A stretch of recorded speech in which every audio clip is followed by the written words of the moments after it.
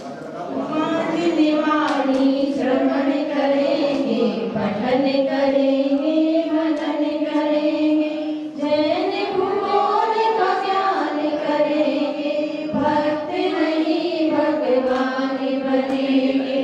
मर की होकर अधोलोक में सुखों से ही त्रस्त रहे, पूर्ण लोक की सदा शौक से भोगों में ही मस्त रहे। मर्त्य लोक में जन्म लिया है,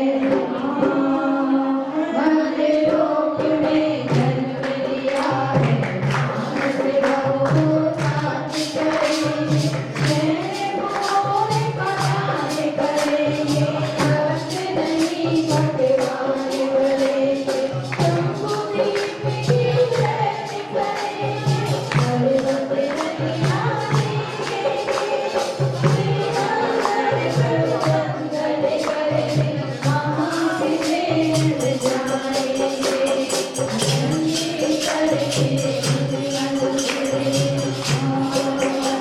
करके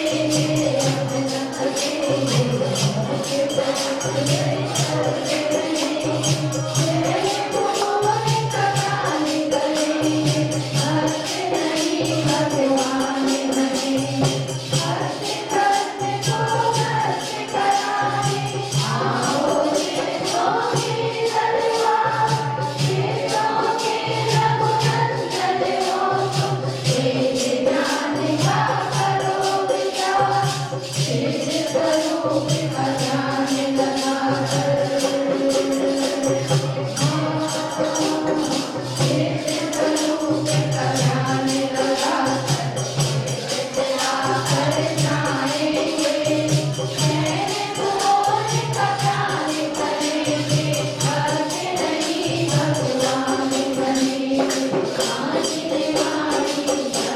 करेंगे, धन्य करके मन करेंगे,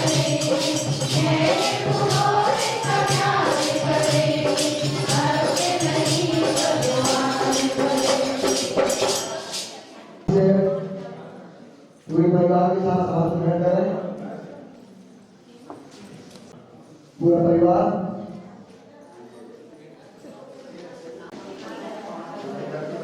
बोलो दरबारी बाबा की।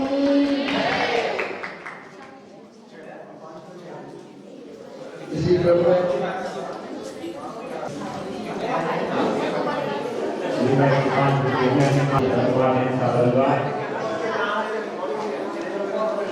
हाँ जिनको हर साल वेट करना हो अपने नाम दे दें। 500 रुपए की राशि फिक्स की गई है। तो नाम पेंशन में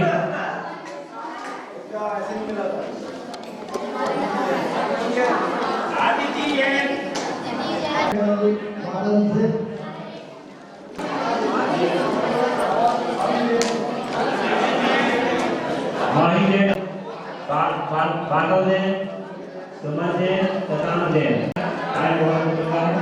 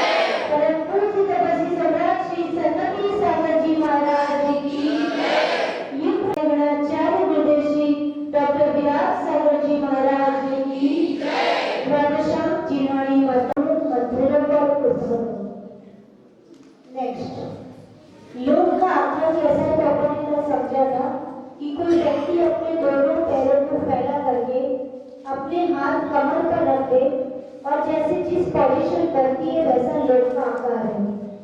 और एक व्यक्ति नहीं, एक व्यक्ति के पीछे और 6 व्यक्ति खड़ा कर दो, टोटल 7 व्यक्ति खड़े हो जाए पैर को फैला करके और अपने हाथ दोनों कमर पर रख दे, तो वो क्या बन जाएगा? पीछे की 7 राजू की क्या बन जाएगी? गहराई बन जाएगी। ठीक, तो ये पोजीशन है लोक की। लोक का विस्तार अपन ने देखा था, पीछे गहराई कितनी है? 7 राजू। लोक की टोटल ऊंचाई कितनी है? 14 राजू। अधोलोक की अकेले की ऊंचाई कितनी है? ऊर्ध्वलोक की ऊंचाई कितनी है? 1,40,000 योजन का 7 राजू। ठीक है, मध्यलोक की चौड़ाई कितनी है? 1 राजू। सुमेरु पर्वत की ऊंचाई कितनी है? 1,40,000 योजन। उसमें से चित्रा पृथ्वी में सुमेरु पर्वत की जड़ कितनी है? 1,000 योजन। 1,00,000 योजन में से 1,000 योजन जड़ कहाँ है पर्वत की? चित्रा पृथ्वी में। और 99,000 और 40 योजन की भूमिका कौन से पार्ट है? सॉरी, अधोलोक में कौन कौन से पार्ट है? 7 पृथ्वियां कौन कौन सी? रत्नप्रभा, सर्पप्रभा, बालुका, धूम, पंख, महातम। ठीक है, रत्न, सर्ला, बालुका, पंख, धूम, तम और महातम, ये 7 पृथ्वियां किसकी है? नरक। ये 7 नरक हो गए। और उसके नीचे क्या है? लिंगर, उसका नाम क्या है? कलकल। ठीक, 7 नरक की कलकल रिवीजन कर रहे हैं। 7 नरक की पोजीशन क्या है? रत्नप्रभा और सर्पप्रभा है। आपस में डिस्कशन कर लीजिए। रत्नप्रभा और सर्पप्रभा क्या है? एक राजू में है। बालुका प्रभा, पंख, धूम, तम, महातम और कलकल भूमि, सब मिलाएंगे तो कितने हो गए? 7 राजू। ठीक, याद हो गया? कल जितना पढ़ा था। ठीक, रत्नप्रभा के कितने पार्ट हैं? रत्नप्रभा के मेन कितने पार्ट हैं? कौन कौन से? हर, पंख और गरुड़, 3 पार्ट है। कर के कितने पार्ट है? 16। उसको प्रस्तर कहते हैं। क्या कहते हैं? प्रस्तर। 16 प्रस्तर है। सबसे फर्स्ट नंबर पर कौन सा है? चित्रा। ठीक है, जो चित्रा पृथ्वी है वो डायमंड से बनी हुई है। किससे बनी हुई है? डायमंड से। तो अलग अलग टाइप के डायमंड से वो बनी हुई है। और मेरू पर्वत की जड़ कहाँ पर है? चित्रा पृथ्वी में 1,000 योजन तक मेरू पर्वत की जड़ है। चित्रा पृथ्वी कितनी मोटाई है उसकी? चित्रा पृथ्वी की मोटाई, हर पग की मोटाई कितनी है? पग की 16,000 और पंख की 84,000 योजन। और उसके बाद अकौट की 80,000। तो टोटल कितना हो गया रत्नप्रभा? 1,80,000। ये क्या हो गया? हर बाकी मोटाई हो गई। ठीक, अपन ने कल इतना समझा था, अब आगे समझो। ठीक, ये भी समझा था। भवनवासी रत्नवासी देव कहाँ रहते हैं? भवनवासी रत्नवासी देव कहाँ रहते हैं? हर भाग और पंख भाग और कहाँ पे रहते हैं? मध्य लोक में भी रहते हैं। कई कई जगहों के, जैसे कई लोग के फार्म हाउस होते हैं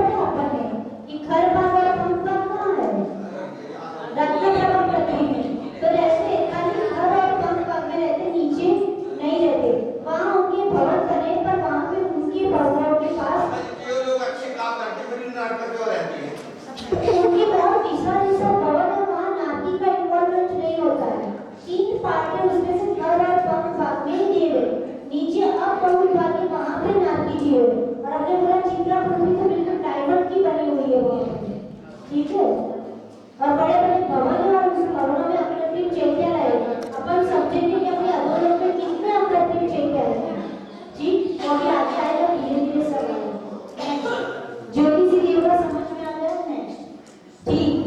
लोग का घनफल कितना है? 3 लोग का घनफल निकालेंगे तो 3 7 into 7 into 7 into 7 कितना हो जाएगा? 347 घनफल। और मध्य लोग का घनफल अधो लोग का घनफल कितना है? कैसे होगा 196? और कैसे आ गए? हाँ, एवरेज निकाला तो 4 आया, तो 7 into 7 into 4 196 क्या आ जाएगा उसका? ऊंचाई 7 रखी, गहराई 7 रखी और चौड़ाई कितनी? 7 नीचे है और बीच में कितना है? ऊपर जाते 1, तो 7 + 1 डिवाइडेड बाय 2 तो कितना आ जाएगा? 4। इसका मल्टीप्लिकेशन करेंगे लंबाई इंटू चौड़ाई इंटू मोटाई LBH तो कितना आ जाएगा? 196। ठीक, 1 पीछे यूनिट लिखना है एग्जाम में। यूनिट नहीं लिखोगे तो जैसे स्कूल में मार्क्स करता है ना वैसे यहाँ पे भी करते हैं। अब मध्य लोग की ऊंचाई कितनी है? मध्य लोग कितना ऊंचा है?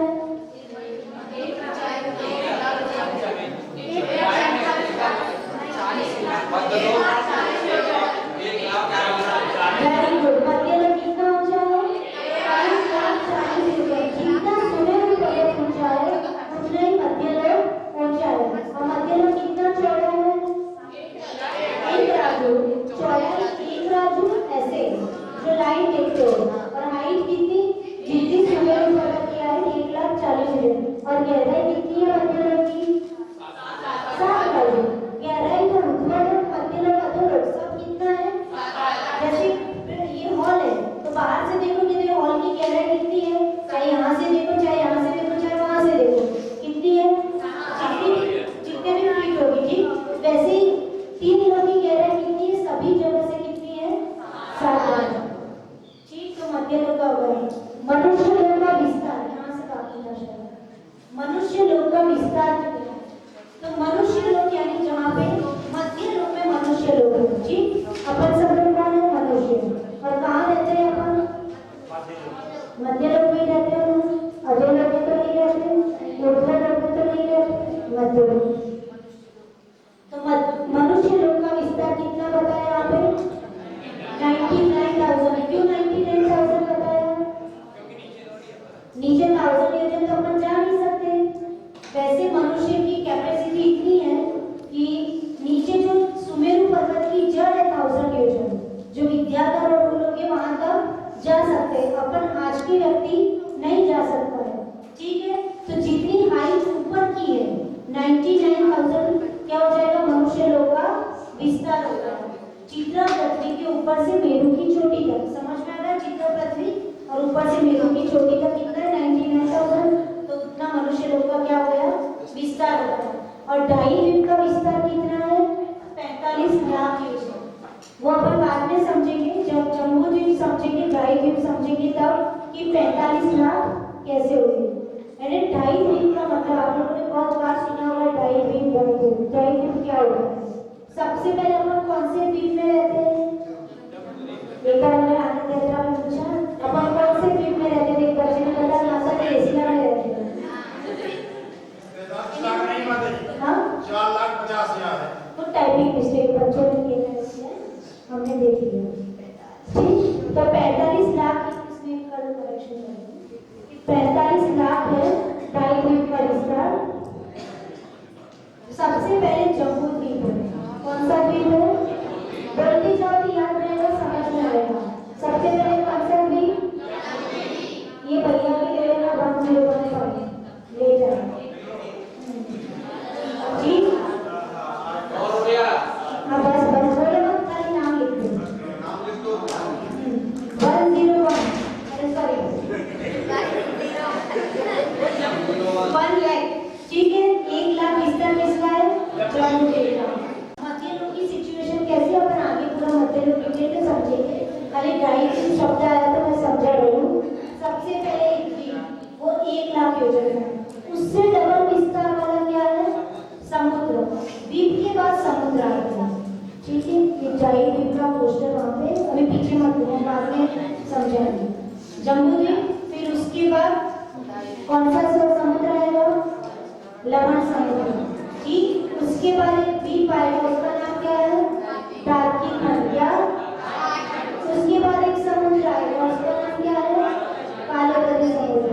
उसके बाद एक द्वीप आएगा, एक द्वीप एक समुद्र, एक द्वीप एक समुद्र। सबसे पहले कौन सा द्वीप? बोलो कौन सा द्वीप? फिर कौन सा समुद्र? लवण समुद्र। फिर कौन सा द्वीप? डार्की खंड। उसके बाद कौन सा समुद्र? कालोदरी समुद्र। उसके बाद कौन सा द्वीप आएगा? पुष्कर द्वीप आएगा। लेकिन पुष्कर द्वीप में क्या पोजीशन है कि जो पूरा द्वीप है उसके सेंटर में एक पूरा गोलाकार पर्वत है। क्या है? पूरा एग्जैक्ट सेंटर में गोलाकार पर्वत है, जिससे उस द्वीप के क्या हो जाते हैं? दो पार्ट हो जाते हैं, आधा आधा हो जाता है। ठीक, तो व्यक्ति अपना जो मनुष्य है वो 2.5 द्वीप तक ही जा सकता है। जो पर्वत है उसका नाम है मानुष्योत्तर पर्वत। क्या नाम है? वो मानुष्योत्तर पर्वत को क्रॉस करके उस साइड जाने की मनुष्य की कैपेसिटी नहीं होती है। तब कितनी कैपेसिटी हुई? सिर्फ 2.5 द्वीप तक। पहला जम्बूद्वीप, फिर तो समुद्र है, फिर डार्की खंड यानी दूसरा द्वीप, और फिर पुष्कर द्वीप समुद्र आएगा, और फिर तीसरा द्वीप कौन सा आएगा? पुष्कर द्वीप। उसमें भी आधे तक ही जा सकता है। तो 2 द्वीप पूरे जम्बूद्वीप, और दूसरा कौन सा? डार्की खंड और पुष्कर द्वीप आधा। 2.5 द्वीप से समझ में आ गया कौन से 2.5 द्वीप में? जम्बूद्वीप, डार्की खंड और पुष्कर और आधा। इसलिए 2.5 द्वीप। अपन पूरा चित्र से समझेंगे तब बिल्कुल इजी हो जाएगा। तो 2.5 द्वीप से कंफ्यूज मत होना कि कहीं का एरिया होगा। एरिया यानी इस तरह से 2.5 द्वीप है, उसका विस्तार कितना है? 45 लाख योजन।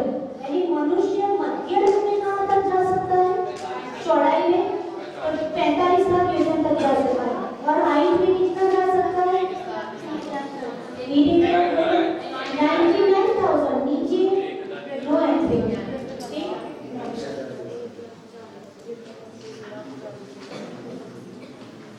ये अपन ऑलरेडी पढ़ चुके हैं। घर बाग में कितने भवन बने हुए हैं? 16,000 योजन है। उसका 84,000 योजन है। भवनवासी देवों की क्या है? 9 प्रकार के भवनवासी देव कहाँ पे रहते हैं? घर बाग में। और इनके कितने भवन है? सुमतम भवन। आपका क्वेश्चन का आंसर आ गया। कितने भवन है यहाँ पे? 7 करोड़ 8 लाख भवन कहाँ पर है? घर बाग। किसके भवन है? देवों के। भवनवासी देव रहते हैं और व्यंतरवासी। उन लोगों के कितने टोटल भवन? 7 करोड़ 8 लाख। और पंखवाग में जो असुर कुमार जाति के देवों के कितने भवन है टोटल? 64 लाख भवन। तो 7 करोड़ 8 लाख प्लस 64 लाख करोगे तो कितना हो जाएगा? 7 करोड़ 72 लाख। तो ये जितने भवन होते हैं देवों के, उसमें फिक्स होता है कि जितने भवन उतने उसमें अकृत्रिम चैत्यालय होते हैं, किसी ने बनाए नहीं होते। और एक चैत्यालय में 108 क्या होती है? जीव प्रतिमा होती है। समझ में आया? तो टोटल अधोलोक में कितने अकृत्रिम चैत्यालय होंगे? 7 करोड़ 72 लाख अकृत्रिम चैत्यालय होंगे। जितने भवन उतने चैत्यालय। तो टोटल भवन कितने? 7 करोड़ 72 लाख। तो चैत्यालय कितने? 7 करोड़ 72 लाख। और कितनी प्रतिमा है? तो 7 करोड़ 72 लाख मल्टीप्लाई बाय 108। कितनी प्रतिमा कहाँ मिलेगी? अधोलोक में, देवों के भवनों में। नेक्स्ट। ठीक, अब कल एक वर्ड आया था राजू, एक यूनिट है राजू। ठीक है, जैसे यूनिट बराबर 1 किलोमीटर। वैसे अपने शास्त्रों में राजू की डेफिनेशन क्या है? तो 8 जौ के दाने, जौ का जौ, इसके दाने बराबर 1 अंगुल है। ठीक, 12 अंगुल बराबर 1 विराम, एक धनुष है। 2 विराम बराबर 1 हाथ, 4 हाथ बराबर क्या हो जाएगा? 1 धनुष। जैसे अपने सुन रखा है कि बाहुबली भवन की हाइट कितनी थी? बाहुबली भवन की हाइट कितनी थी? 500 की 550?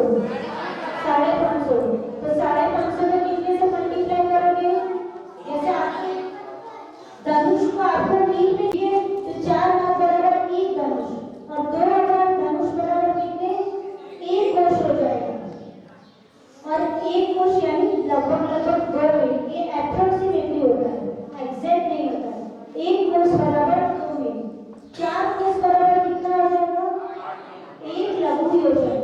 योजन दो टाइप के होते हैं, लघु योजन और महायोजन, जहाँ पे व्यक्ति के शरीर, देवों के विमान, मंदिर, नीचे लिखा है नगर इत्यादि को जब नापने होता है तब इसका यूज होता है लघु योजन का, ठीक। और जहाँ पे पर्वत, तालाब, द्वीप, समुद्र, पंचमेरु, इन सब की जहाँ काउंटिंग मेजरमेंट होता है वहाँ पे किसका यूज होता है, महायोजन का। समझ में आएगा?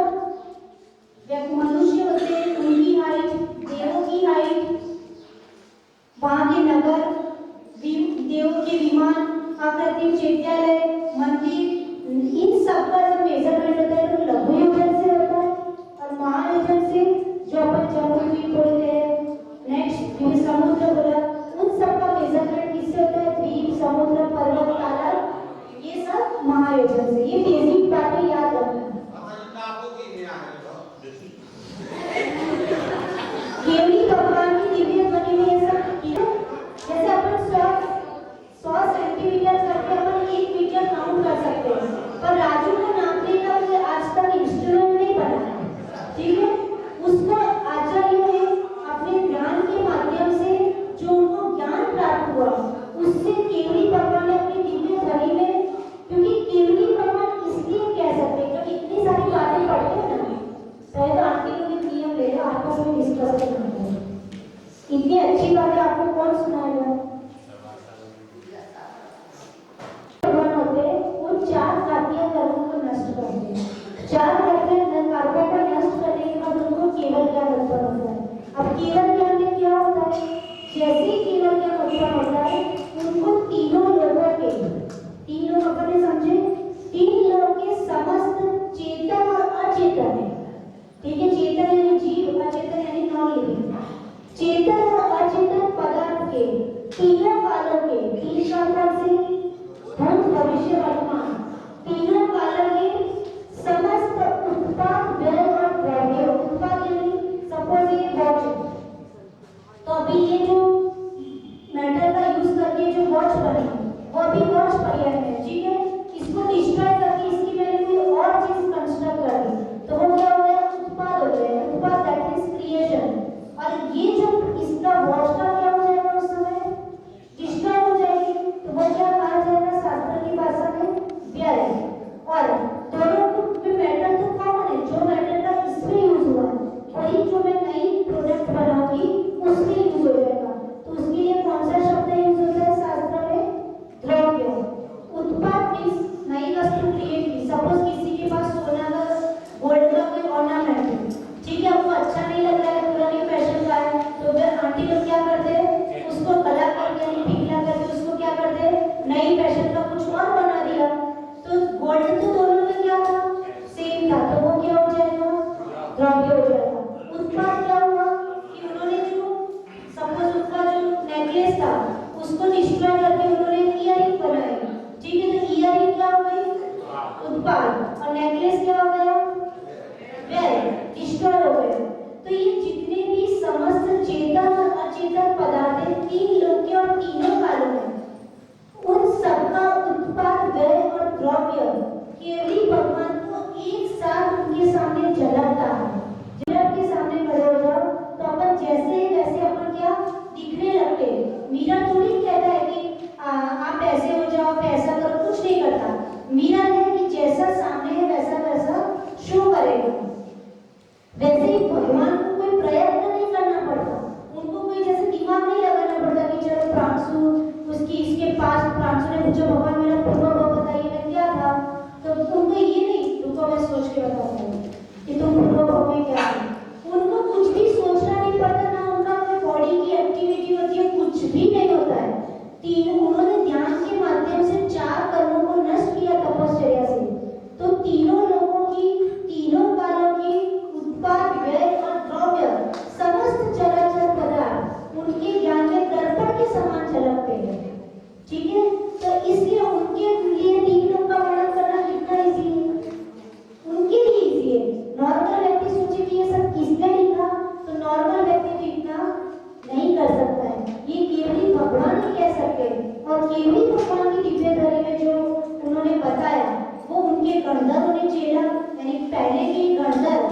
यानी गंधर्व तो पहले ही होते थे, वो उनको कोई लिखने की जरूरत नहीं रहती थी या स्क्रीनशॉट या फोटो लेने की जरूरत नहीं रहती थी, सब कुछ यहाँ पे सेव हो जाता था।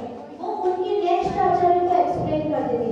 उसके बाद ये परंपरा चलती आई और फिर एक समय ऐसा आया कि आचार्य महाराज को चिंता हुई कि नेक्स्ट जो जनरेशन आएगी आगे की, उनका मेमोरी पावर काल के प्रभाव से बहुत क्या हो जाएगा, लो हो जाएगा पंचम काल में। तो फिर अपनी जीववाणी कैसे सुरक्षित रहेगी? और यदि जीववाणी भगवान की वाणी सुरक्षित नहीं रहेगी तो फिर जिसको जो मन में आएगा वो बोलेगा, है ना। किसी ने ये बोला तो किसी ने ये बोला, और जिससे क्या होगा, जैनिज्म होगा, अपवाद होगा, लोग उसका क्या बोलेंगे और फिर लोगों का आचरण भ्रष्ट हो जाएगा जब सामने जीववाणी नहीं रहेगी। भगवान तो रहेंगे नहीं पंचम काल में, साक्षात केवली भगवान तो मिलेगी नहीं कि उनके संभाषण में जाके अपन कोई क्वेरी सॉल्व करें। साधुओं के पास भी जो मनुष्य जो साधु ही बनेंगे तो उनका मेमोरी पावर भी काल के प्रभाव से उतना नहीं रहेगा, उनको भी जीववाणी चाहिए। तो उसके लिए पहले शास्त्र लिखने के लिए दोष माना जाता था। पहले के साधु जीववाणी का एक भी शुद्ध का अक्षर लिखने में दोष मानते थे। क्यों? जैसे मैं कुछ लिखने बैठी तो डेफिनेटली कहीं ना कहीं मिस्टेक होगी तो उसको मिटाना पड़ेगा। तो शुद्ध के एक एक शब्द की विनय करते थे कि हम शुद्ध का एक भी शब्द अपने हाथ से उसको मिटाए नहीं। इसलिए वो लोग लिखते थे तो उनका मेमोरी पावरफुल। फिर आगे जाके जब धनसेन आचार्य को इस बात की चिंता हुई तो उन्होंने क्या किया, दो पुष्पदत्त और भूतभाई मुनि महाराज से क्या करवाया, पूरे शास्त्रों को उन्होंने उनको समझाया बहुत अच्छी तरह से और उनको आदेश दिया कि आपका नेक्स्ट जनरेशन के लिए ये जितना भी अपना शुद्ध है उसको क्या लिपिबद्ध करना, लिखना पड़ेगा।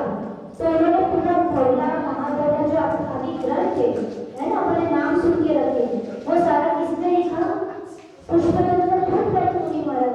और उसको बेस बना करके जो नेक्स्ट आचार्य हुए उन लोगों ने क्या किया, जैसे जैसे जनरेशन आती गई और उनको जिन जिन लैंग्वेज में समझ में आता गया उसको बहुत इजी करके अलग अलग तरीके से, और बेस वही रहेगा, मेन ग्रंथ वही रहेगा, उससे थोड़ा भी कोई आगे पीछे नहीं कर सकता। और बिल्कुल वो पास होते होते आज तक अपना इतना पुण्य है कि अपने पास आज भी जीववाणी क्या है, सुरक्षित है। और बीच में ऐसा टाइम आया बीच में कि सांप्रदायिक इश्यू हुए, यानी संप्रदाय में बहुत क्या हुई, लड़ाई हो गई और अपने जैन शास्त्रों की 6 महीने तक होली चली थी। यानी दूसरे संप्रदाय वालों को इतना इश्यू हो गया था कि उन्होंने जैन शास्त्रों का क्या कर दिया, बिल्कुल जला दिया। यानी 6 महीने तक वो आग बुझी नहीं थी, इतने शास्त्रों लोगों ने क्या कर दिए। तो सोचो अपने पास कितना साहित्य बचा, पेपर जैसी चीज 6 महीने तक जलती रह गई। सोचो इतनी बड़ी आग लगा दी थी उन्होंने शास्त्रों की, फिर भी आज अपने पास जितना शास्त्र है उसको भी अपन नहीं पढ़ पा रहे, देख भी नहीं पा रहे, नाम भी नहीं पता होगा उन आचार्यों का जिन्होंने इतनी मेहनत करके, इतना सारा जंगलों में तप करके, एक महीने के उपवास करके बढ़िया लिखते जाते थे, है ना। तो आज उनके नाम भी नहीं पता है, उनको बोले ना उन शास्त्रों के नाम पता है, जबकि 6 महीने तक तो होली चल गई शास्त्रों की, उसमें सब कुछ नष्ट हो गया। तो भी आज अपने पास इतना साहित्य क्या है, सुरक्षित है। और उसमें से कुछ ये सब कुछ क्या है, बिल्कुल एक पॉइंट भी नहीं है। इतना अपन क्या करते हैं, अपने क्षमता के अनुसार समझने का ट्राई करते हैं। इसलिए कभी भी अपनी जीववाणी में संदेह नहीं करना चाहिए, ये अपने ज्ञान की लिमिटेशन है, ठीक है, कि हम नहीं समझ पा रहे हैं, लेकिन एटलीस्ट हम श्रद्धा से तो ना डिगे, हम अपने सम्यक दर्शन को और निर्मल बनाए कि कितनी बड़ी बड़ी बात अपने आचार्य महाराज कह के गए। आज के साइंटिस्ट कितना बता पाते, बताओ। अभी अपन जब भरत क्षेत्र का एरिया समझेंगे तब समझ में आएगा कि अपन कितने कम विस्तार में रह रहे हैं और अपने तीर्थंकर और आचार्य ने कितना सारा डिस्क्राइब कर दिया। तो लघु वचन यानी कोई क्वेरी रहती सबको, ये सब कैसे पता चलता है, तो ये फ्लो से तीर्थंकर गंधर्व मुनि महाराज पूर्वाचार्य के थ्रू अपने पास ये सब कुछ अवेलेबल है। आज का कुछ भी नहीं है, सब कुछ क्या है, तीर्थंकरों का ये। अपन तो जब खाली सिर्फ एक मैसेज जा रहे क्या कर रहे हैं, अपनी समाज के सामने रख रहे कि ऐसा ऐसा अपने शास्त्रों में लिखा हुआ है। तो 4 कोष का क्या हो जाएगा, एक लघु योजना, ठीक, और 2000 कोष का क्या हो जाएगा, एक महायोजन। यानी लघु योजना और महायोजन में कितना सारा डिफरेंस है, कहाँ 4 कोष और कहाँ 2000 कोष। यानी 4 को आप लघु योजना को 5 से गुणा करोगे तो आपको क्या मिलेगा, महायोजन। लघु योजन को 5 से मल्टीप्लाई करोगे, 500 से मल्टीप्लाई करोगे तो आपको क्या मिलेगा, एक महायोजन मिलेगा। 4 को आप 500 से मल्टीप्लाई करो तो कितने मिल जाएंगे, 2000 को उसका एक महायोजन। और असंख्यात महायोजन का क्या होता है, असंख्यात महायोजन का क्या है, खाली एक महायोजन 2000 कोष पर है। और ऐसे 1 2 3 4 नहीं, असंख्यात महायोजन का एक राजू। समझो एक राजू कितना बड़ा होगा, उसको कोई एक्सप्लेन नहीं कर सकता, उसको कोई इंस्ट्रूमेंट नहीं बन सकता। ठीक, नेक्स्ट। अभी आचार्य महाराज बहुत सारे स्कॉलर्स ने राजू को नॉर्मल व्यक्ति को समझाने के लिए, राजू यानी कोई राजू भाई को मत समझना, राजू एक यूनिट है, ठीक, तो उसको एक्सप्लेन करने के लिए बताया कि 1000 वजन का एक गोला, जैसे लोहे का गोला होता है, वो क्या लोहा बहुत भारी होता है, और लोहे का कितना 1000 किलो का, किलो कितना रहेगा, केजी का एक लोहे का गोला है, उसको कोई ऊर्ध्वारोह यानी जो इंद्रलोक जो है वहां से कोई फेंकेगा और इंद्रलोक से नीचे गिरकर 6 महीने में जितनी दूरी तय करता है वो एक राजू है। आप समझ रहे हो, मैं समझा रही हूँ। जैसे ऊर्ध्वारोह पे कोई देव है, एक एक्सप्लेन किया है कैसे एक राजू को समझा सकते हैं। तो लोहे का गोला सबसे भारी कहा जाता है, और 1 किलो का लोहे का गोला है वो ऊर्ध्व 1000 केजी है, 1 किलो 1000 केजी का एक गोला है, उसको आप नीचे भेजोगे, उसको छोड़ोगे ऊपर इंद्रलोक से, तो वो ऊर्ध्वलोक से नीचे आते आते जब तक मध्य लोक में पहुंचेगा तब तक कितना टाइम लग जाएगा, लगभग 6 महीना। और वो जितना टाइम लगेगा है ना, उतने में क्या वो सिर्फ एक राजू तय कर पाएगा। कितनी बड़ी बात है।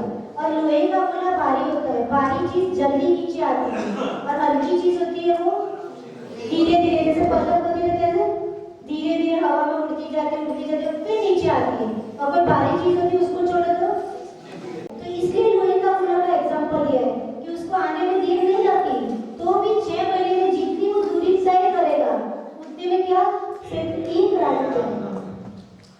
सोचो राजू कितना बड़ा है। ठीक, नेक्स्ट। फिर एक डेफिनेशन अपने आगे जाके एक शब्द आएगा, समय।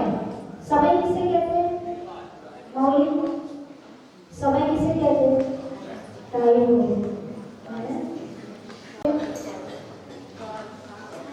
समय कार्य नहीं, समय एक यूनिट है। अपने जैनिज्म में समय यानी अपन बोलते हैं समय क्या हुआ, टाइम क्या हुआ, वो समय नहीं, समय भी एक यूनिट है। समय क्या है कि एक अविभाज्य भूतगल परमाणु, जब हम स्कूल में पढ़ते थे कि जिसका कोई दूसरा विभाग ना हो सके उसे क्या कहते हैं, परम अणु यानी सूक्ष्म अणु, उससे जब दूसरा कोई उसका पार्टिकल नहीं बन सकता। अविभाज्य का मतलब क्या हो गया है ना, कि उसका दूसरा पार्टिकल नहीं बन सकता। तो ऐसा अविभाज्य भूतगल परमाणु जितने टाइम में आकाश के एक प्रदेश का उल्लंघन करता है, आकाश यानी पूरा आकाश है, ठीक है, सपोज ये पेन है, तो ये समझ लो कि आकाश है, आकाश पर ये पेन है, इसमें असंख्यात प्रदेश होते हैं, यानी एक प्रदेश का मतलब कि जिसको अपन देख भी नहीं सकते, बहुत सूक्ष्म होता है, वो बहुत डीप सब्जेक्ट है। आप समझ लीजिए कि एक पॉइंट समझ लीजिए, बहुत बड़ा है पॉइंट। एक अविभाज्य भूतगल परमाणु एक पॉइंट को छोड़कर उतने में क्या हो जाता है, उसको क्या कहते हैं, समय कहते हैं। यानी समय कितना सूक्ष्म है, समझाने के लिए शास्त्र में बोला है कि अपन एक पलक झपका सिर्फ एक पलक झपका उतने में असंख्यात समय चले जाते, तो समय कितना सूक्ष्म होगा, बहुत सूक्ष्म होगा। एक समय में असंख्यात समय क्या, एक पलक झपकाने में टाइम लग जाए। नेक्स्ट, ठीक।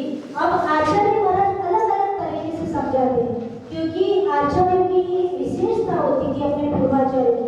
उनके सामने शिष्य जो होते थे, भक्त जो होते थे, वो अलग अलग कैपेसिटी वाले होते हैं। कई बड़े शार्प माइंडेड, जैसे आज भी स्कूल में होते हैं, कई बच्चे बड़े शार्प माइंडेड होते हैं, कई बच्चे मीडियम होते हैं, कई बच्चे क्या होते हैं, थोड़े मंद बुद्धि भी होते हैं, है ना, बिल्कुल उनको याद नहीं होता।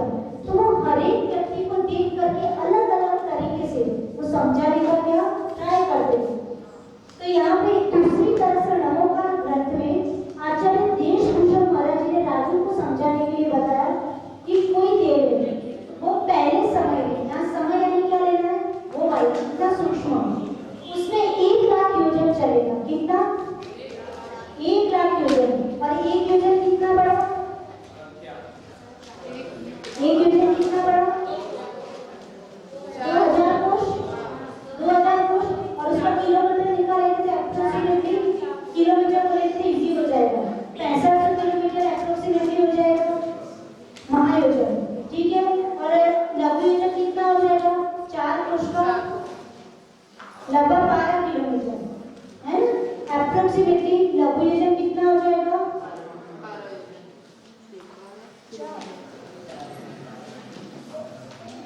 सॉरी, एक लघु योजन बराबर 4 किलोमीटर अप्रोक्सीमेटली, और महायोजन बराबर कितने हो जाएगा, 6500 किलोमीटर। मील में था, मील किलोमीटर से बड़ा होता, मील बड़ा तो होता, बड़ा बड़ा तो नहीं है, बड़ा ही तो नहीं है, तब तो 4 है। मील है, बात है किलोमीटर से मील, 2.5 किलोमीटर और एक मील है। तो फिर देखो एक को सीधा है नहीं, 2 मील, तो हमने कितने किए, मतलब कि 12 किलोमीटर, 12 13 लगभग, है ना, वही आएगा अप्रोक्सीमेटली 12 या 13 किलोमीटर, अपन 12 समझ लेते जी। 12 किलोमीटर का लघु योजन आज के समय में, और महायोजन कितना हो जाएगा, 6500 किलोमीटर। ठीक है, तो क्या बोला, कोई देव है, वो पहले समय में कितना चलेगा, 1,00,000 योजन, ठीक। तो कितने किलोमीटर हो गए, 12,00,000 किलोमीटर। दूसरे समय में यानी दूसरा समय में फिर 2,00,000 योजन गमन करेगा। ऐसा हर समय में दुगना गमन करता जाए, यानी एक समय में उसने 1,00,000 चले, देव है ना, तो उसको 12,00,000 चलने में खाली एक समय ही लगता है, ठीक है। दूसरे समय में उसने 2,00,000 गमन किया, 2,00,000 योजन किया, फिर ऐसे करते करते वो दुगना गमन करता था। तीसरे समय में 3,00,000, चौथे समय में 4,00,000, ऐसा करता करता 25 घोड़ा घोड़े उद्धार कर लिया। अभी बहुत बड़ा समझ है, उद्धार कर लिया, वो बाद में समझेंगे, नहीं तो अपन मेन टॉपिक से भटक जाएंगे। 25 घोड़ा घोड़े उद्धार कर लिया तक लगातार बिना रुके चलता रहे वो देश, है ना, तो खाली वो आधा राजू चल पाएगा। कितना चल पाएगा, खाली आधा राजू चल पाएगा। सोचो कितने तरीके से आचार्य महाराज ने समझाने का ट्राई किया। एक समय कितना सूक्ष्म है, उसमें वो 12,00,000 चलेगा, फिर 24, ऐसे करके डबल करते जाओ और वो 25 घोड़ा घोड़े उद्धार करने तक लगातार नॉन स्टॉप चलेगा, तब तो वो आधा राजू चलेगा। तो इतना बड़ा राजू है, और उद्धार कितना है, 7 राजू प्रमाण, यानी नरक कितना बड़ा है ना। ठीक, नेक्स्ट। अब अपन नए टॉपिक पर आते हैं, बात कर रहे हैं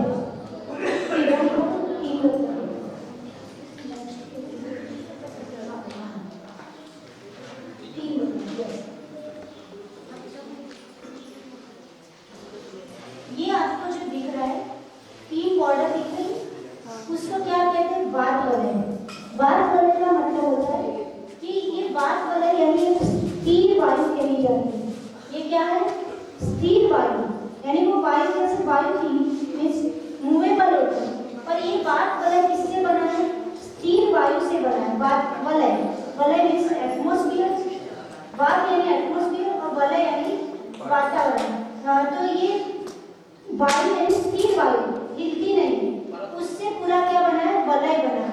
अब आप सोचो कि ये लोग किससे डिपेंड है, यानी पूरा जो 3 लोग हैं वो किसके आधार पर है, किसके आधार पर है, पूरा 3 लोग है वो इस वात वलय के आधार पर है। अब आप बोलोगे कि वात वलय के आधार पर यानी वायु के आधार पर इतना बड़ा 3 लोग डिपेंड है, यानी उसके बेस पर पूरा है। तो जैसे ट्रक का बेस क्या है, टायर, टायर में क्या है, तो हवा के कारण ही तो टिका हुआ है, टिका है कि नहीं। वैसे इसको समझ लो कि अपने को कभी कभी मन में आता है कि इतना बड़ा 3 लोग किसके ऊपर आधार है, किसके आधार पर है, तो ये वात वलय के आधार पर है। और ये वात वलय के 3 नाम पीछे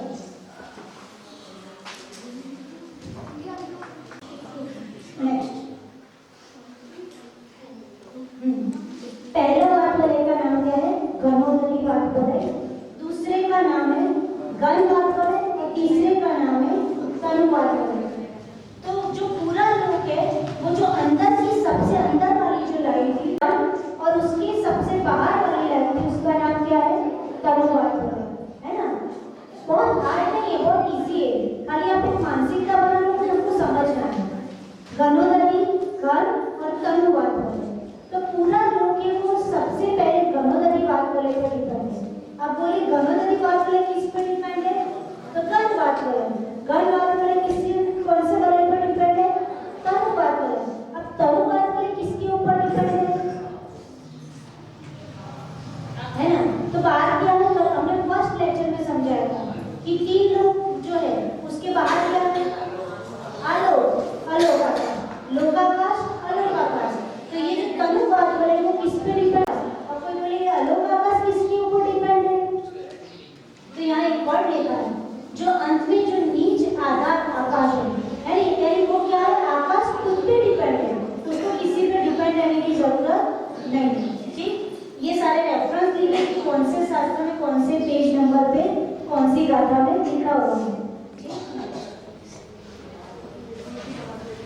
तो समझ में आ गया लोक का आधार क्या है, घनोदरी, गण और तनु वात वलय लोक के क्या है, आधार है। अब वो कैसे, लोक को कैसे, जैसे कि ट्री है तो ट्री के ऊपर जो छाल होती है, वृक्ष की जो छाल होती है वो ट्री को क्या पूरी तरह से कवर किया होता है। जैसे अपनी बॉडी है तो ये स्किन है, उसने स्किन ने क्या किया हुआ है, पूरी बॉडी को कवर किया हुआ है। जैसे चमड़ी शरीर को चारों ओर से घेरे रहती है, जैसे छाल होती है वृक्ष को चारों ओर से कवर करे रहती है, वैसे ही तीनों वात वलय चारों ओर से लोग को घेरे रहते हैं। समझाने के लिए एक एग्जांपल दिया है, जैसे अपनी बॉडी में स्किन और ट्री में छाल होता है, वैसे ही लोग को किसने घेरा हुआ है, वात वलय। ठीक, अब वो करिए नहीं आगे डायग्राम। हाँ, अब ये जो लोग है इस डायग्राम का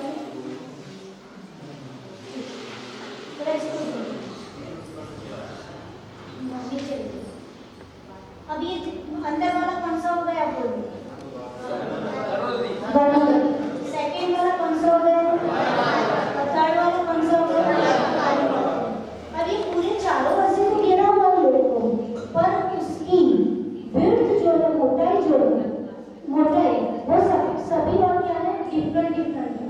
नीचे बताइए, देखो घनोदरी वलय की कितनी है, 20,000 योजन उसकी मोटाई है, सेंटीमीटर, मीटर, किलोमीटर नहीं, योजन मोटाई है। फिर गण वात वलय की कितनी है, 20,000, और तनु वात वलय की भी कितनी है, 20,000। ये टोटल कितने, टोटल कितना हो गया, 60,000 योजन की आने तीनों। अब जब यहाँ पहुँचेंगे अपन तो ये गण वात वलय कितना है, 20 और 20,000 योजन। ठीक, जब यहाँ पहुँचेगा वो तो कितना हो जाएगा, ये अंदर का 7, बीच का 5 और तनु वात वलय 4 योजन का। फिर यहाँ पहुँचेगा तो 4 और 3 योजन हो जाएगा। जब ब्रह्म स्वर्ग के पास जो वात वलय है वहाँ पे 7, 5 और 4 योजन का, और यहाँ पे फिर से 5, 4 और 3, यानी नीचे 20, 20, 20 का, फिर यहाँ 7, 5 और 4 था नीचे अधोलोक में, फिर उस मध्य लोक के पास आते आते क्या हो जाएगा, 5, 4, 3 हो जाएगा। ब्रह्म स्वर्ग में फिर 7, 5, 4 हो जाएगा, और यहाँ पे फिर से क्या हो जाएगा, 5,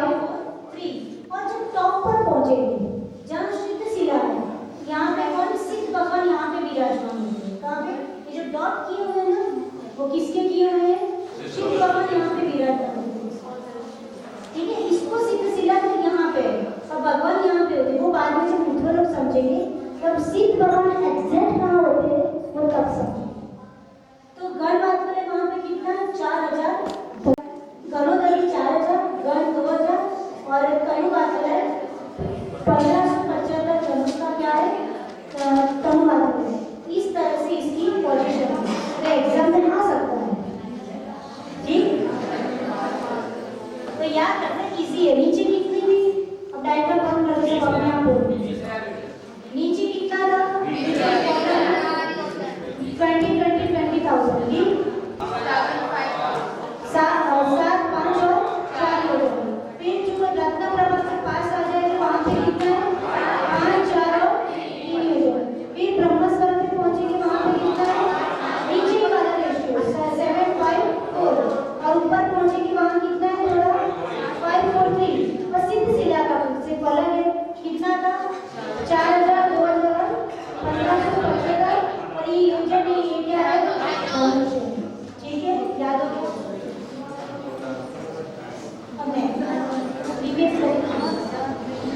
ये जो हमने बताया वही है। और यहाँ नीचे पूरा ये हो गया। अब नेक्स्ट बीच वाला क्या नेक्स्ट प्राइस हमने बोला 7.45 हुई।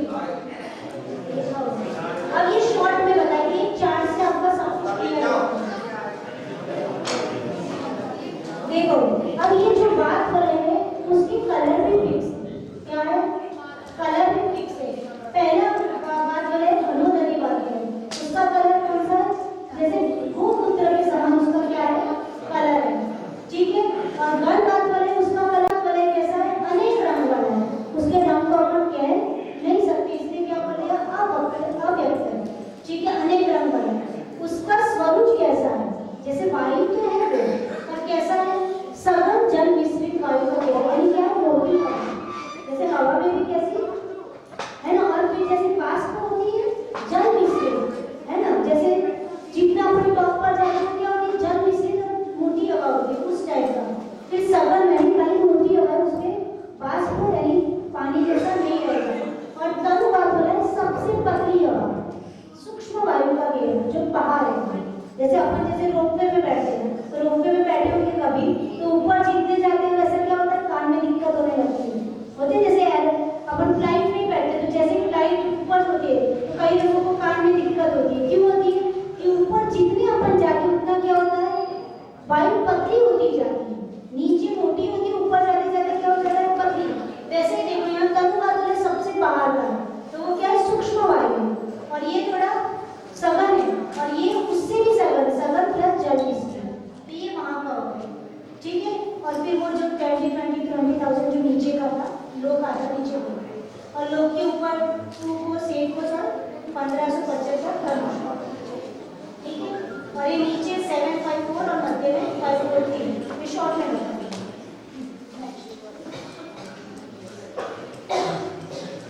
जी, अब क्या होता है कि सातों प्रक्रिया है, सातों प्रक्रिया कौन सी नरक है।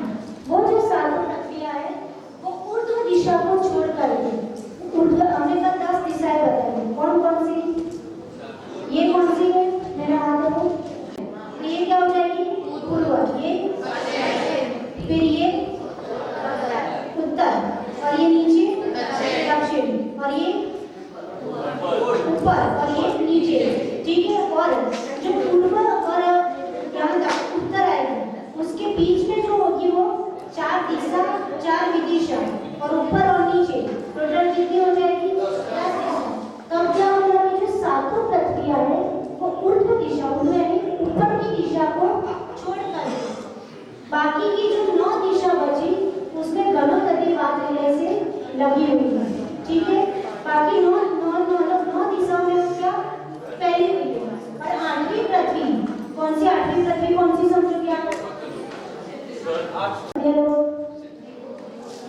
और कितने लोग पढ़े सिद्ध शिला? आपने पूजा में लाइट बचपन से पढ़ के आ रहे हैं, बोलो वसुधा पानी को समझ में? कौन सी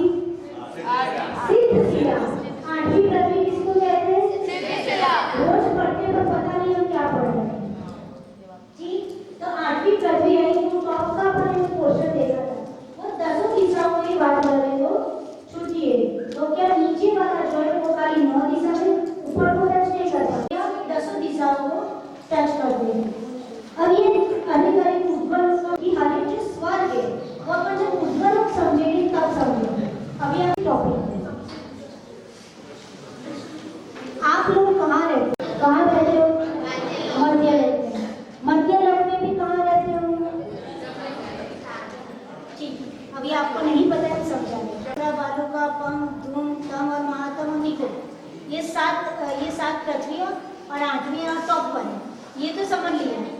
पर आपने ये पूरे में एक चीज देखी होगी, ये 3 लोग का मैप है, उसमें बीच में सेंट्रल जो लाइन है वो क्या चीज है कि नहीं? मन में आता है ये जो सेंटर में लाइन बनी रहती है वो क्या चीज है? आपको भी हस्तिनापुर गया हो तो वहाँ रियल में बना हुआ है, 3 लोग बना हुआ है ना, कंस्ट्रक्ट किया हुआ, तो उसमें भी ऐसे सेंटर में लाइन है ना। किसी ने मुझे क्वेश्चन ही नहीं पूछा माता जी सेंटर में क्या चीज है? इसको कहते हैं त्रस्त नाड़ी, और शास्त्र में 2 शब्द है, त्रस्त नाड़ी अथवा त्रस्त नाड़ी, कुछ भी कह सकते हैं। त्रस्त नाड़ी नाम क्यों पड़ा उसका? कि उसमें त्रस्त जीव पाए जाते हैं, इसलिए उसे क्या कहते हैं? त्रस्त नाड़ी। अब क्वेश्चन है, त्रस्त जीव किसे कहते हैं? आगम भैया, त्रस्त जीव किसे कहते हैं? नहीं पता, ये बाल विज्ञान का क्वेश्चन है। त्रस्त की पावर, आप त्रस्त जीव हो, आप दिखते हैं सबको, ठीक है? अच्छा, मैं एक्सप्लेन करती हूँ इसीलिए।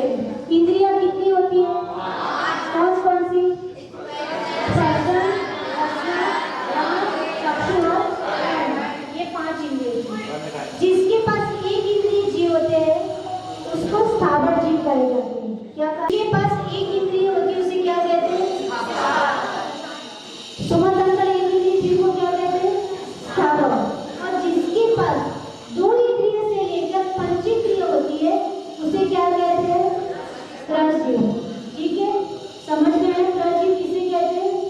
जिसके पास 2 इंद्रिय, 3 इंद्रिय, 4 इंद्रिय और 5 इंद्रिय, ये इंद्रिय होती है उसे क्या कहते हैं? त्रस्त जीव। और जिसके पास सिर्फ एक इंद्रिय होती है, टच, उसे क्या कहते हैं? स्थावर। तो इस त्रस्त नाड़ी में कौन पाए जाते हैं? त्रस्त जीव पाए जाते हैं, इसलिए तो उसका नाम क्या पड़ा है? त्रस्त। अब स्पेशल माता जी आपने बोला कि त्रस्त जीव पाए जाते हैं, तो हमने तो यह वनस्पति भी देखी। वनस्पति क्या है? त्रस्त है कि स्थावर? स्थावर, उसमें खाली टच होता है, तो फिर वनस्पति भी पाई जाती है। तो ये बात याद रख लो कि त्रस्त जीव है, सिर्फ ये लाइन की जो लाइन बनी थी उसमें सिर्फ त्रस्त जीव पाए जाते हैं। उसके आजू बाजू का जो पोर्शन था ना, कोशिकी, उसके त्रस्त जीव जो बीच में त्रस्त नाड़ी में, उसके आजू बाजू का जो खाली पोर्शन था वहाँ त्रस्त जीव पाए जाते हैं। यानी आप समझ लो मोस्टली त्रस्त जीव कहाँ पाए जाते हैं? त्रस्त नाड़ी में पाए जाते हैं। पर उसका नाम त्रस्त नाड़ी इसलिए पाया गया, बनाया गया कि त्रस्त जीव है वो त्रस्त नाड़ी को छोड़कर बाहर नहीं जाते। 3 ऐसे केस है तब त्रस्त जीव त्रस्त नाड़ी को छोड़ के कहाँ जाते हैं? बाहर जाते हैं, वो अपवाद केस कहे जाते हैं। जैसे हम फिजिक्स में पढ़ते थे ना, ये अपवाद है, ठीक? तो ये अपवाद है। बाकी जो स्थावर जीव है वो तीनों लोगों में ठसाठस भरे हुए हैं। क्या? एक भी प्रदेश ऐसा नहीं है, प्रदेश यानी मतलब समझो कि सलिया एक प्रदेश हो गया, कि MP एक मध्य प्रदेश हो गया। प्रदेश यानी क्या? बिल्कुल सूक्ष्म एरिया, ठीक है? समझ में आया? प्रदेश यानी क्या? बिल्कुल सूक्ष्म एरिया जिसको अपन डिस्क्राइब नहीं कर सकते। तो वो क्या हुआ? एक भी प्रदेश ऐसा नहीं है जहाँ पे स्थावर जीव नहीं पाए जाते। स्थावर कितने प्रकार के होते हैं? ये बाल विज्ञान का है। 5 प्रकार के, पृथ्वी लाइन, जल लाइन, अग्नि लाइन, वायु लाइन, वनस्पति लाइन, ये 5 क्या है? स्थावर है। देखो पृथ्वी है और जल है, और बोलो माता जी इस और अग्नि लाइन जीव होंगे कि नहीं होंगे?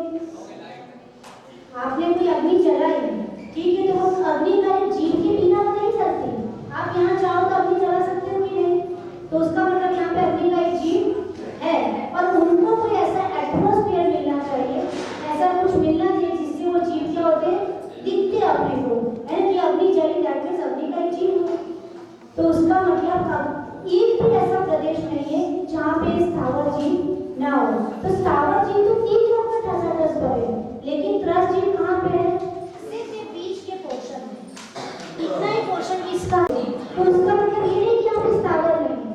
स्थावर तो यहाँ पर भी है, यहाँ पर भी है, यहाँ पर भी है, यहाँ पर भी है, लेकिन त्रस्त कहाँ पे है? सिर्फ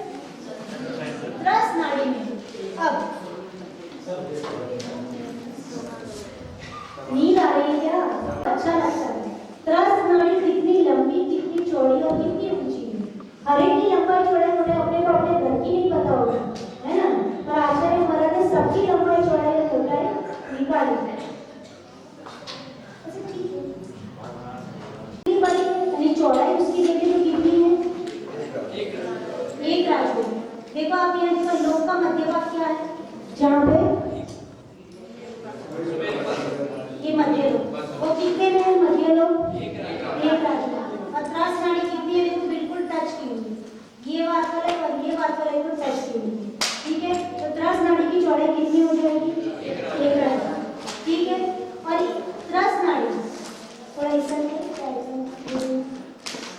अपन मोस्टली जब कोई बनी चीज होती है तो त्रस नाड़ी अपने को जितने भी आपने 3 लोग के डायग्राम देखे होते उसमें त्रस नाड़ी कहाँ दिखाते हैं, जहाँ सेंटर में दिखाते हैं कि नहीं, कोई भी 3 लोग के डायग्राम आप नेट पर भी खोलते हैं यहाँ दिखाते, लेकिन एग्जैक्ट पोजीशन त्रस नाड़ी की वहां पर नहीं है। वो तो 2D में कोई चीज दिखाने तो वो क्या करेंगे, बीच में दिखाएंगे, लेकिन ये लोग पीछे कितना गहरा है, बता ना हमें, यहाँ यहाँ यहाँ देखो अब सब जगह 7 राजू गहरा है, ठीक है। जितना यहाँ नीचे है उतना ही क्या इधर है, ये पूरा 7 राजू। अब आपको क्या करना है, 2 राजू आपको यहाँ से, 3 राजू आपको यहाँ आगे से पीछे जाना, ठीक। और पीछे से आगे आपको कितना आना, फिर 3 राजू आना, तो 3 यहाँ से और 3 यहाँ से, तो बीच में क्या पड़ेगा, 1 राजू जो बचेगा। जैसे आप ये समझ लो आपके घर में जैसे आप लोगों के सीधे सीधे रूम बने हुए हैं, तो 7 रूम, तो आगे से 3 रूम जाओ और पीछे से 3 रूम आओ, तो बीच का जो 4थे नंबर का रूम होगा, यानी चौथा राजू है, वहां पे क्या है, त्रस नाड़ी। ये त्रस नाड़ी हकीकत में यहाँ पे नहीं है, वो तो 2D में समझाने के लिए वहां ही ड्रॉ करेंगे, लेकिन ये समझाने के लिए इसीलिए इसको क्या कर दिया, 3D में ड्रॉ किया है। तो ये त्रस नाड़ी कहाँ मिलेगी आपको, बिल्कुल ये जो 7 राजू है उसमें 3 राजू इधर से जाओ, 3 राजू इधर से, और जो बीच का 4 राजू है वहां पे क्या है, त्रस नाड़ी, इतनी अंदर की साइड है ना। अपन को यही समझ गया है कि यहाँ पर, तो ये उसकी क्या हो गई, पोजीशन हो गई। तो उसकी चौड़ाई 1 राजू, और वो कैसी हो गई, 1 राजू है उसकी गहराई हो गई उसकी, और लंबी कितनी है, उसकी ऊंचाई कितनी है, 14 राजू, 3 लोग, ठीक है। 3 लोग कितना है, 14 राजू, टोटल हाइट कितनी है 3 लोग की, 14 राजू। पर ये यहाँ से कितनी है, 7वें नरक के आधे तक, कहाँ तक, 7वें नरक के आधे तक ही त्रस नाड़ी है। अब क्वेश्चन है कि 7वें नरक है ना, अब 12:30 भी रुकी, 7वें नरक के आधे तक ही क्यों त्रस नाड़ी है, क्योंकि त्रस जीव है वो भी 7वें नरक के आधा 7वां नरक है वहां तक ही पाए जाते हैं।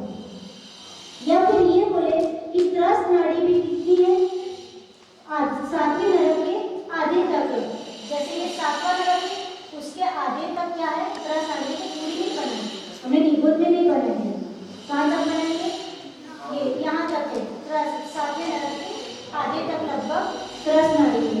तो इसलिए त्रस नाड़ी मोटे तौर पे सब बोलते थे कितनी ऊंची है, 14 राजू, पर एग्जैक्ट 14 राजू नहीं है, कम है। निगोद में त्रस जीव नहीं होते, निगोद में त्रस जीव नहीं होते क्योंकि त्रस नाड़ी नहीं है, ठीक है। ये तो इसमें कौन होते हैं फिर, स्थावर जीव। आप लोग कहाँ से आए हो, अपन सब कहाँ से आए, निगोद से आए। पहले अपन ने अनंत काल तक निगोद में इतने दुख होके वहां पे, है ना। निगोद की परिभाषा क्या है, एक श्वास में 8 बार जन्म मर्यो दुख बार। एक श्वास में निगोदिया जीव 18 बार जन्म लेता है और 18 बार मरण को प्राप्त होता है। सोचो एक श्वास में, प्रैक्टिकल इम्पॉसिबल दिख रहा है कि एक श्वास में उसमें 18 बार जन्म और मरण कैसे पॉसिबल है। कल मैं उसको प्रूव करके बताऊंगा, आज के साथ अभी इतना टाइम है, ठीक। तो अभी इतना याद रख लो, कल मुझे एक भैया ने क्वेश्चन पूछा था, मैंने उस समय आंसर इसलिए नहीं बताया था कि सबको पता चले, ठीक। आपको रूम में बता देते तो सबको कैसे पता चले। तो 18 बार जन्म और मरण जो शास्त्र में लिखा है वो बिल्कुल सही है, आज के साइंस के हिसाब से भी यदि देखें तो वो प्रूव होता है। तो यहाँ पे क्या होता है, 18 बार जन्म और मरण एक श्वास में होता है, तो कितने दुखों को अपने सहन किया, और अपन 1 साल 2 साल नहीं रहे वहाँ पे, अनंत काल तक, और फिर वहाँ बैठे बैठे अपने अच्छी कई पुण्य से सम्यक दर्शन उत्पन्न हुआ, तो अपन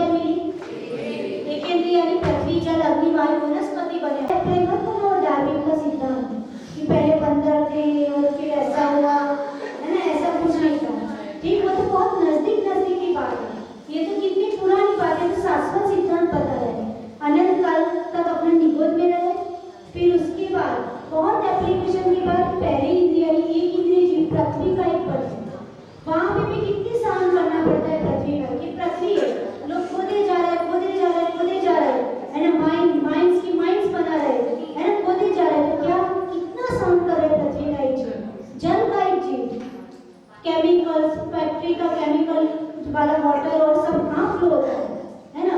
कितने सारे स्टीमर चल रहे, क्या क्या नहीं होता है पानी में। तो जल का एक जीव कितना सहन कर रहा है।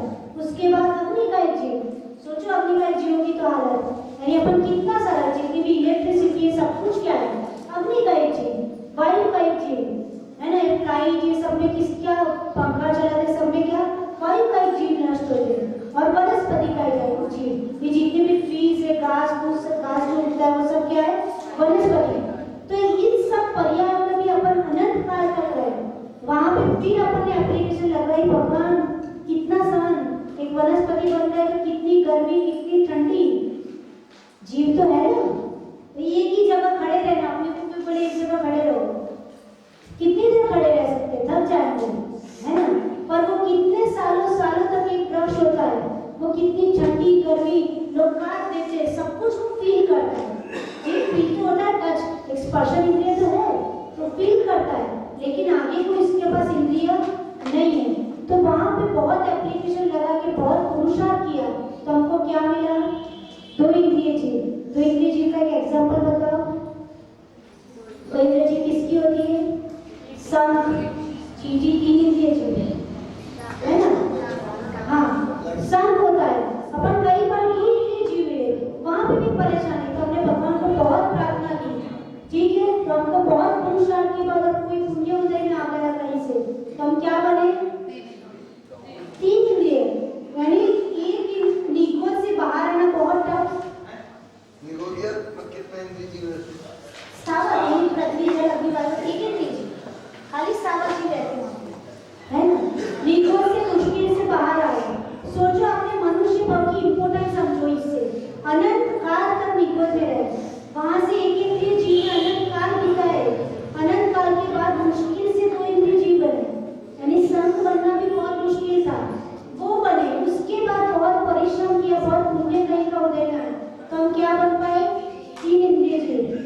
तीन इंद्रिय जीव का एक एग्जांपल बताओ, चींटी, चींटी तीन इंद्रिय, वो भी बहुत मुश्किल है, आप फटाक से मार देते हो, सोचो उसने कितना परिश्रम किया होगा तो तीन इंद्रियों की पर्याय मिली, वहां से बहुत पुण्य किए कहीं ना कहीं, तो क्या हुआ, चार इंद्रिय जीव बने।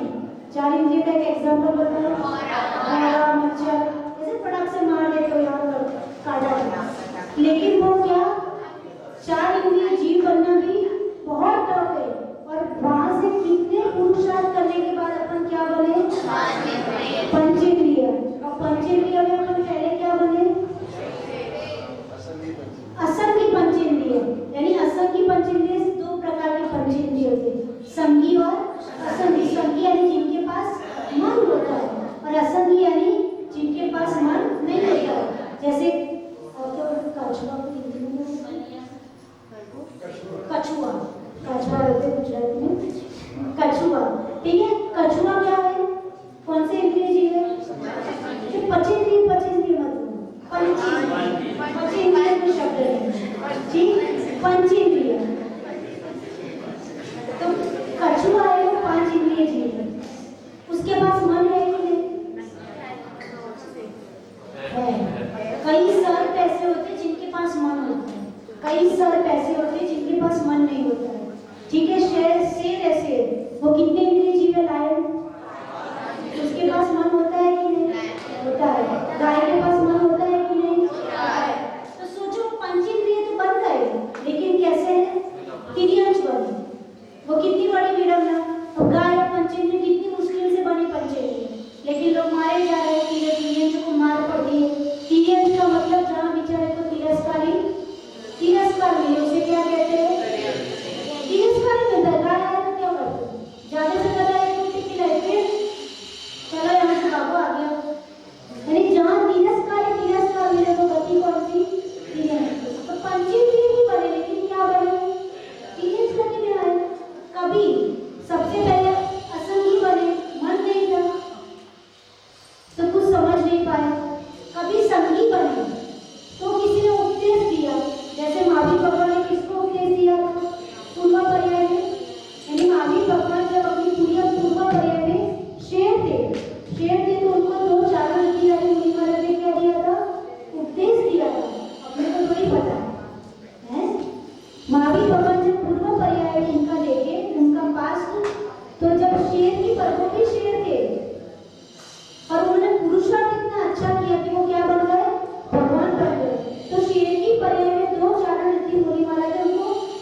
दिया और वो शेर संगी होता है, मन होता है उसको, तो उसके कारण उसने नियम ले लिया कि हम इस जंगल में अब आज से मांसाहार नहीं करेंगे, रात्रि भोजन नहीं करेंगे। वो क्या करता था, सिर्फ खाली वनस्पति और उससे ही अपना काम चलाने लगेगा। तो संगीत जीव में इतनी कैपेसिटी होती है, भले तिरियन से जो मन सही थे वो क्या कर सकता है, सम्यक दर्शन को प्राप्त कर सकता है। शेर ने भी क्या सम्यक दर्शन को प्राप्त किया, तभी तो उसने रथ धारण किए, नहीं तो क्यों करता रथ धारण। और आप लोग मनुष्य तो भी हमसे व्रत संयम पालन, सोचो कितनी मुश्किल से मनुष्य को मिला जी। उसके बाद शास्त्रों में कहा जाता है संगी बन गए, संगी बनने के बाद मनुष्य बने। तिर्यंश में से इधर आए, तिर्यंश में भी कभी क्रूर प्राणी बने, शेर जैसे बन गए, तो क्या फायदा, मन भी था लेकिन शेर बन गए। तो जंगल के पूरे प्राणियों को हिला डुला के रखा है, सबको वही खा रहे, एकदम क्रूर है। फिर पाप किया, फिर कहाँ जाएंगे, नरक में। हम नरक में से मुश्किल से निकलेंगे तो भाव ऐसे ही आएंगे, फिर ऐसी पर्याय मिलेगी। कितनी मेहनत करके अच्छे परिणाम वाली पर्याय मिली अपने, फिर क्या हुआ, अपने को मनुष्य बने। मनुष्य बने की नीच कुल में अपना जो छोटी जातियों में जहाँ पे लोग गंदे काम करते हैं, वैसे अनंत काल बीता है, वहाँ पे कोई समझाने वाला मिल गया, कहीं से पुण्य प्रकट हुआ, अपना पुरुषार्थ सही में रहा, तो अपन कहाँ अनंत काल पर्याय बीतने के बाद जैन कुल में जन्म हो गया। और जैन कुल में जन्म भी कई बार हो गया, ऐसा नहीं एक दो बार, कई बार हुआ, लेकिन सम्यक दर्शन शायद ही प्राप्त हुआ है ना। जैन धर्म में श्रद्धा शायद ही प्राप्त हुई, और उसमें भी चलो सम्यक दर्शन भी मुश्किल से मिला, और सम्यक दर्शन मिलने के बाद दीक्षा के बाद इतने सारे अपनी पॉपुलेशन जितनी जैन लोगों की है, उसमें से साधु कितने हैं, खाली 1500 के करीब साधु लोग होता है जी। तो कितने लोगों के भाव होते हैं, बिल्कुल गिन सके वैसे लोग जी, है ना। और उसमें भी कितने जीव होते हैं जो अपने अल्टीमेट गोल तक पहुंच पाते हैं, बहुत है।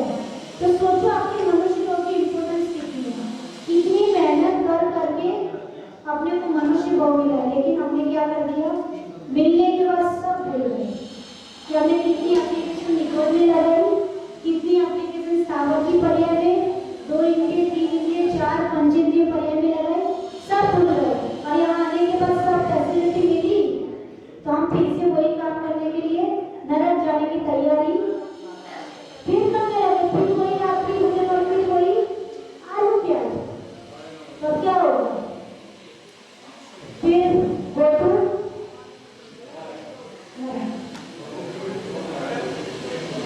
जी। तो ये अपनी इम्पोर्टेंट है, तो 10 पर्याय की इम्पोर्टेंट कितनी ज्यादा है, बहुत ज्यादा है।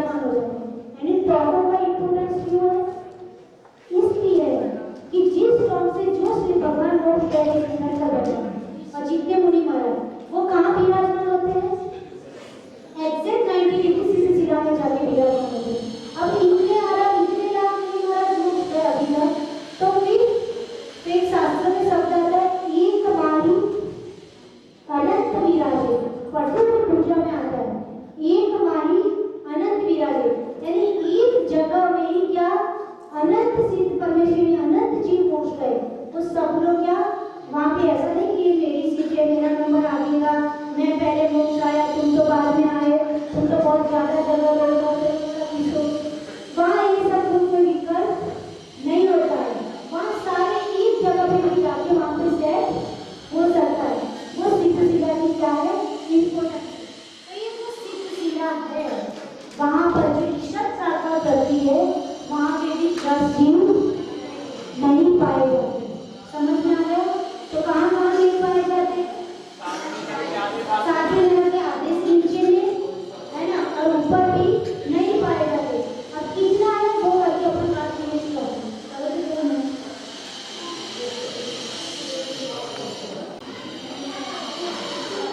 ठीक है अपन बहुत आते हैं।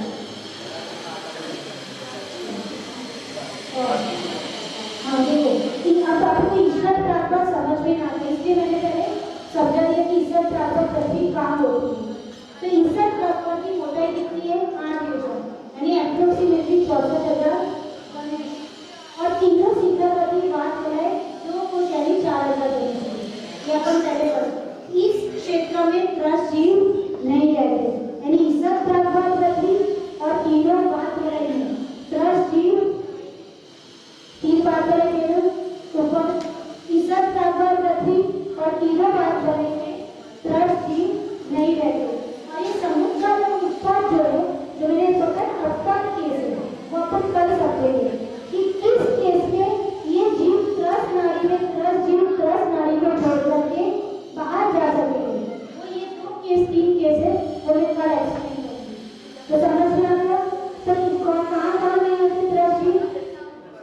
सातवें नरक के नीचे, निगोर में और ऊपर ईश्वर प्राप्त पृथ्वी और जो 3 बात वाले बने हैं वहाँ पे त्रस्त जीव नहीं पाए जाते। इसका कैलकुलेशन बता देना।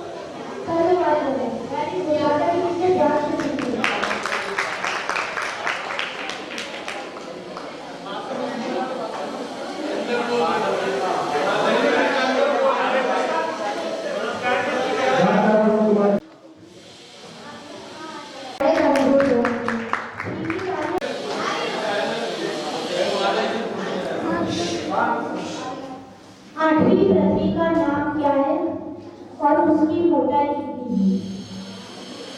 विलास में समझा है। 8वीं पृथ्वी का नाम क्या है, उसकी मोटाई कितनी है? आपस में नाम बताना है।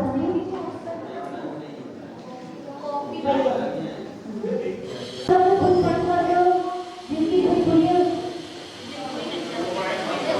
और मोबाइल भी बंद कर लो। आठवीं व्यक्ति का नाम अष्टम का है। अष्टम नाम की बात है भैया, उसका नाम भी हमें बताया। ठीक है, फिर क्या? ईशत प्रागभार पृथ्वी है, उसकी 8 योजन मोटाई है। कौन सी पृथ्वी? ईशत प्रागभार। ईशत प्रागभार पृथ्वी, अष्टम पृथ्वी, और उसकी मोटाई बीच में कितनी है? और नौ का कितना बचेगा? बीच में 8 योजन। 8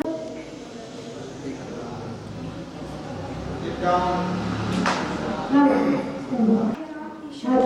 ईश्वर स्कूल में ईशत प्रागभार पृथ्वी है और उसकी बीच में चौड़ाई 8 योजन है और ऊपर जाता है उसके एक अंग। एक अंगुल बचेगा। Very good. सीधा कोई देखिए ना।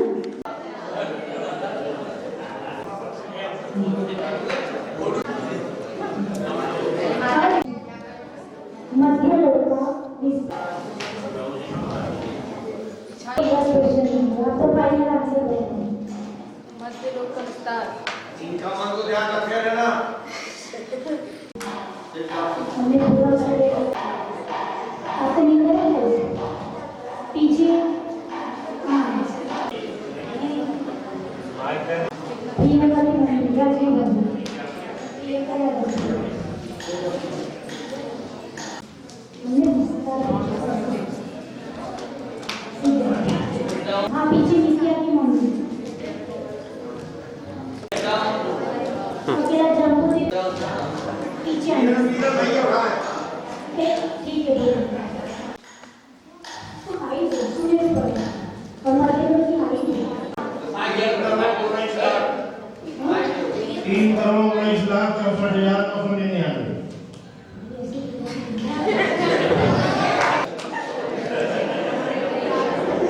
और इतना कॉन्फिडेंस से फिगर बोले कि बिल्कुल सही है। तुमको ऐसे ही होगा। आगे एक राजू क्या है? इसका विस्तार मध्य लोक का विस्तार कितना है? इतना इजी होगा। सबसे नीचे साथ बीच में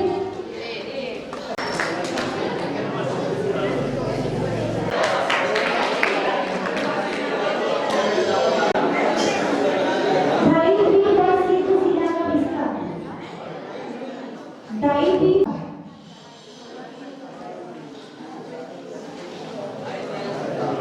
ढाई फीट का विस्तार, सीधे सीधा का विस्तार। हम 5-6 बार बोल सकते हैं। हरी ध्यान से सुनना है।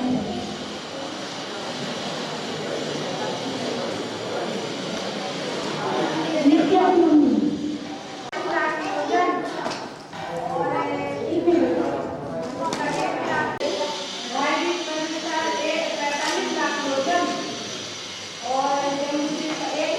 मैंने सबसे नीचे पूछा, सीधे सीधा।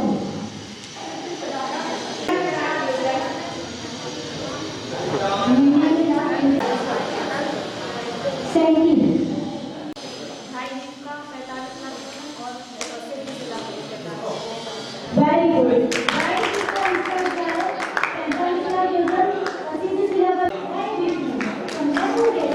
उतने क्या प्लस जीव कहाँ कहाँ नहीं पाए जाते।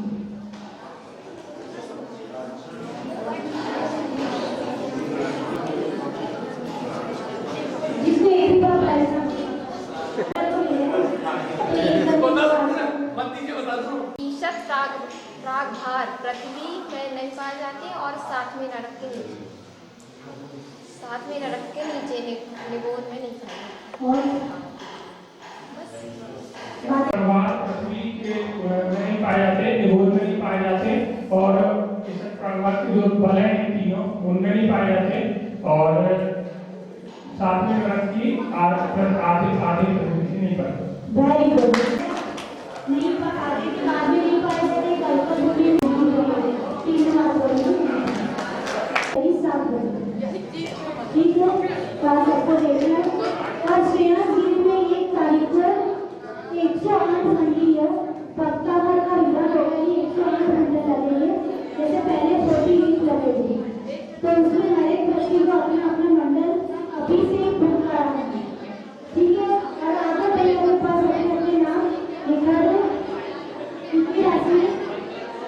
फिक्स किलोमीटर राशि एक मंडल है, आपको अपना सेपरेट एक मंडल मिलेगा। ठीक है, ऐसे 108 मंडल लगेंगे और नए साल के दिन अपने को सभी को ही और एक मंडल में मैक्सिमम 4 लोग बैठ पाएंगे। ठीक है, मैक्सिमम 4।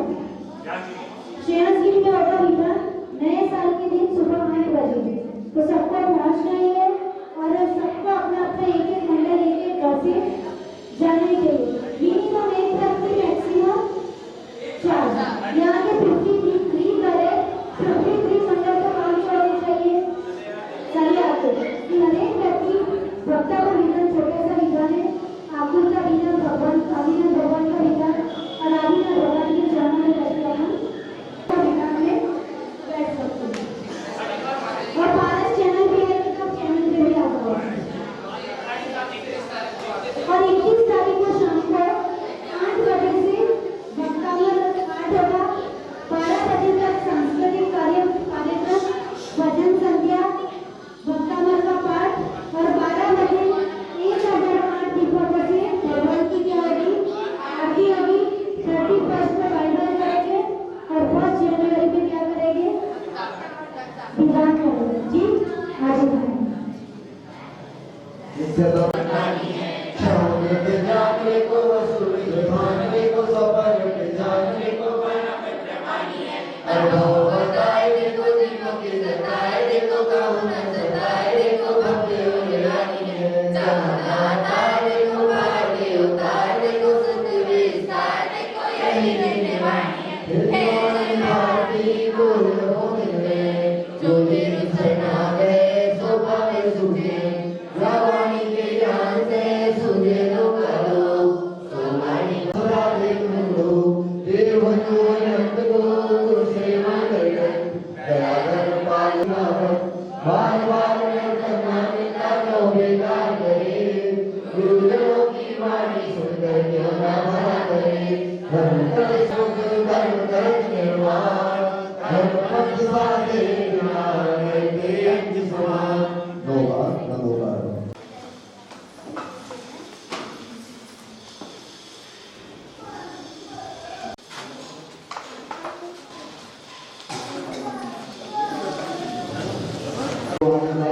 पूरा प्रयास है 7 बजे संदर्भ में आपको